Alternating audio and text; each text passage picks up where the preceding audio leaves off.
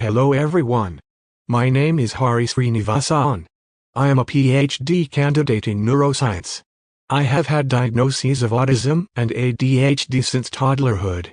My disability significantly impacts me in communication, sensory-motor regulation, and health domains, and it also shapes how I approach research and systems design. The first wave of neurodiversity reshaped public discourse. It affirmed that autistic people are part of human diversity, not defined solely by deficit. It centered dignity and identity. And that was necessary. However, recognition alone does not redesign systems. In many contexts, autistic people with higher support needs, particularly those most impacted by spoken communication, sensory-motor regulation, and complex health conditions, remained structurally excluded from education, employment, and civic participation. Recognition in discourse did not automatically produce inclusion in infrastructure. My Neurodiversity 2.0 framework builds on this foundation. It shifts the focus from identity recognition to institutional redesign. This framework is my attempt to move beyond old debates and focus on what actually helps. This year's theme reminds us that every autistic life has value. But value cannot remain symbolic. It must be reflected in how our systems function. Despite progress in language and representation, structural gaps remain. Segregation and exclusion continue in many parts of the world. Many systems are built on quiet assumptions. That communication style reflects intelligence. That cognitive difference signals deficit. These assumptions influence policy and practice. Millions of autistic individuals are non-speaking or minimally speaking. Too often, cognitive ability is underestimated when communication style does not match institutional expectations.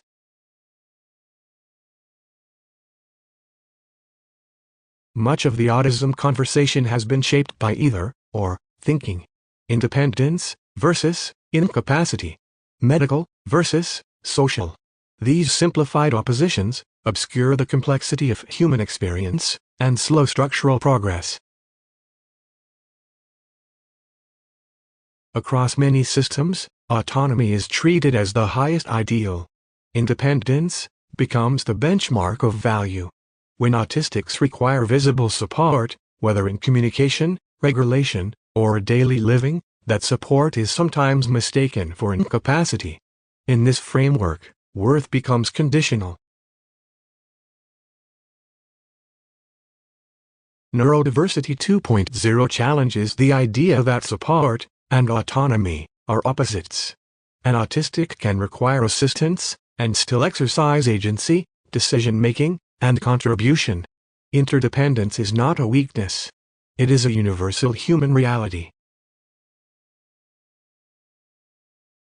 Neurodiversity 2.0 moves beyond false dichotomies. Autism is biological. It involves neurological and physiological realities. Autistics have real health challenges that deserve solutions. It is psychological, shaping perception, regulation, and lived experience.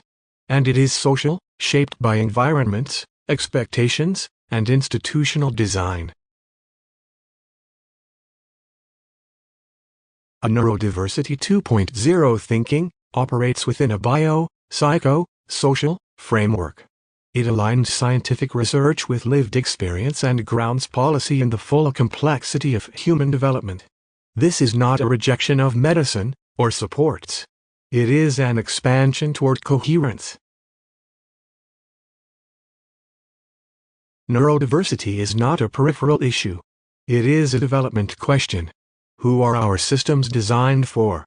Which cognitive styles are treated as default? Design assumptions quietly determine who thrives and who struggles. Alternative communication is not a temporary workaround. It is a legitimate mode of expression. In my recent paper examining artificial intelligence and alternative communication systems, I explore how AI can expand communicative agency for non-speaking individuals, if designed responsibly. Technology does not determine dignity. Design choices do.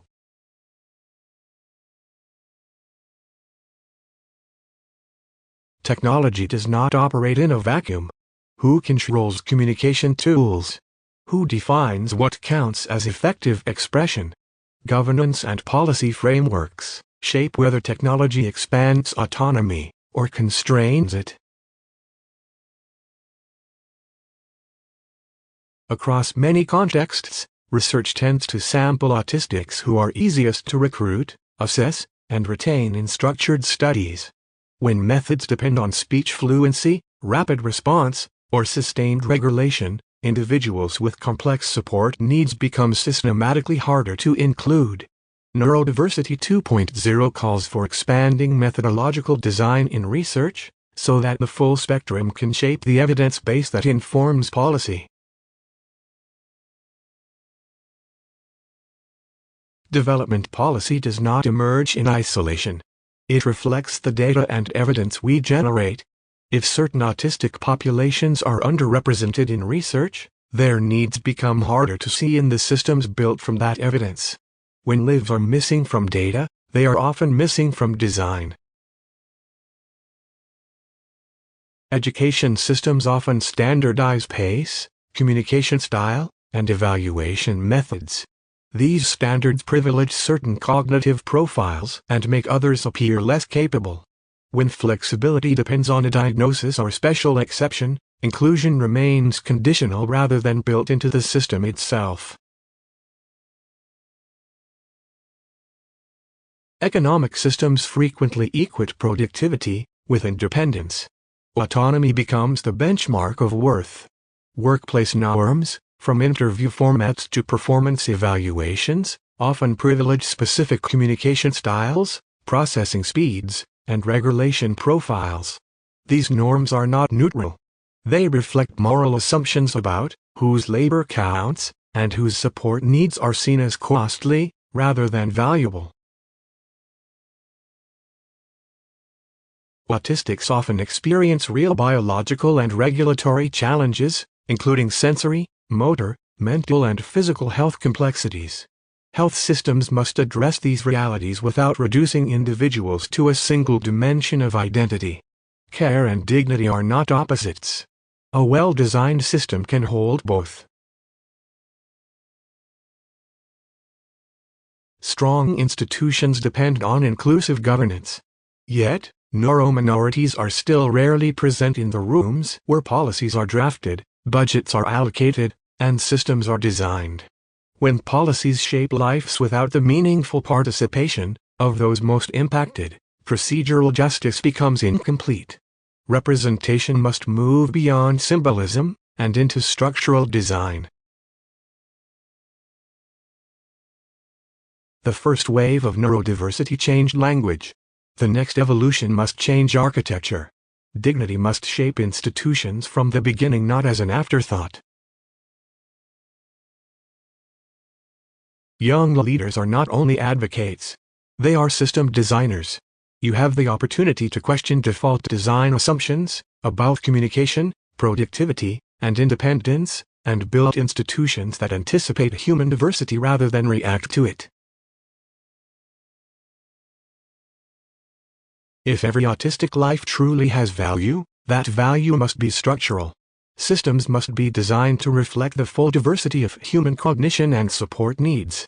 Architecture is not neutral. It is a moral choice. Thank you.